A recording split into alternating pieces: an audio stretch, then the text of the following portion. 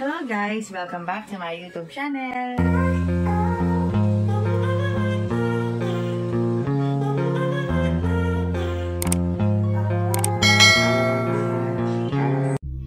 Hello guys! Welcome back to my YouTube channel!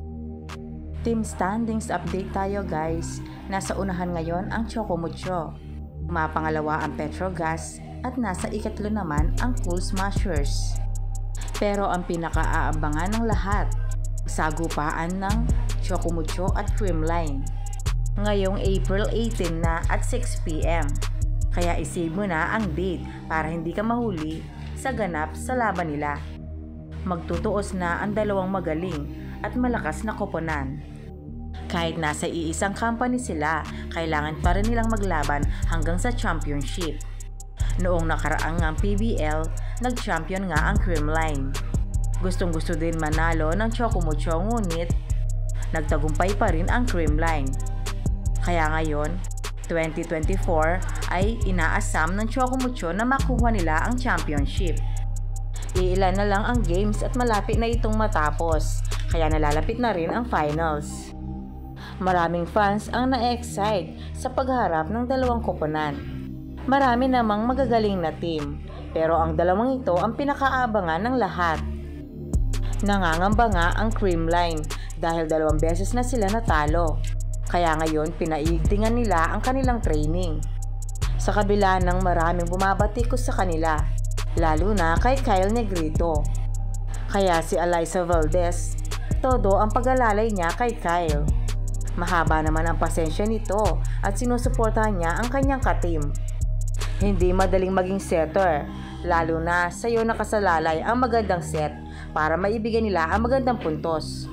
Hindi nawawala ng pag-asa si Alyssa Valdez dahil malaki ang tiwala niya sa kanyang ka-team. Nakikita niya ang kanilang effort at binibigay naman nila ang kanilang best. Sa setter naman ng Chocomucho ay medyo nag-aalala sila sa kalagayan ni Dina Wong. Bukod nga sa hindi pa masyadong magaling ang kanyang injury, pero nasasabak pa rin siya sa loob ng court. Pero pinipilit ni Dina Wong na maglaro sa kabila ng kanyang injury. Dahil gusto ni Dina Wong na makapaglaro at maibigay ang kanyang best para makapasok sila sa finals. Alam naman natin na isa si Dina Wong sa mga magagaling na setter. Kaya tuwang-tuwa ang mga fans kapag ipinapasok na si Dina. Dahil nakikita ng marami na masyadong dedicated si Dina sa kanyang paglalaro at mahal niya talaga ang volleyball. Kaya hanggat kaya niyang ipanalo ay gagawin niya para sa kanyang team.